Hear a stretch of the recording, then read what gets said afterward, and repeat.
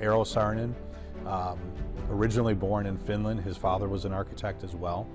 And in fact, his dad received the commission to build this, design it.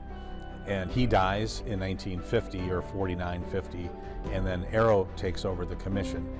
Eero himself, Saarinen, is when I say veteran of World War II, he served in the OSS, so it wasn't the uniformed services like the Army, Navy, Marines, but he held a position of a director at the level where he was running a number of programs for the OSS throughout World War II to help our nation in coordination. So his brilliance is human interaction with their space, their environment, and so he took all that into account while he was designing this.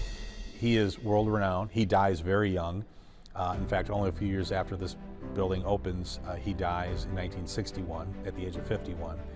His name would have been bigger than most any other architect, because in that short time where he was after the OSS, he goes into his own practice. I mean, you have the Arch in St. Louis, you have campus on MIT, Yale, which he's an alumni of Yale, major corporation headquarters, you know, John Deere. I mean, just look at what he did in his short time in life, and we're honored to have the building is art and symbolism, of course, like everything we do in the military. So the veterans who are on the 3rd and 4th floor, as I explained, and then you have the art in the lower basin of the pedestal. And the concept that he was doing was, we go to war not just for war and conflict, but it's to defend what we have back home. And so it's overwatch of our freedom of speech and our freedom of expression. Second, if you look at the building, it looks like a bunker, and he actually modeled it after pillboxes on June 6, 1944, after he interviewed veterans who hit the beaches on June 6, 44 in Normandy.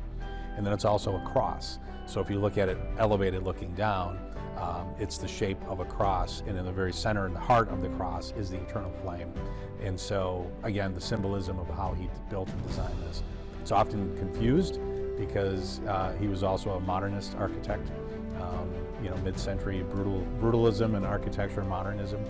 But we have folks who will come here from all over the world to just see a Saarinen building, and so we're honored to have that as our war memorial.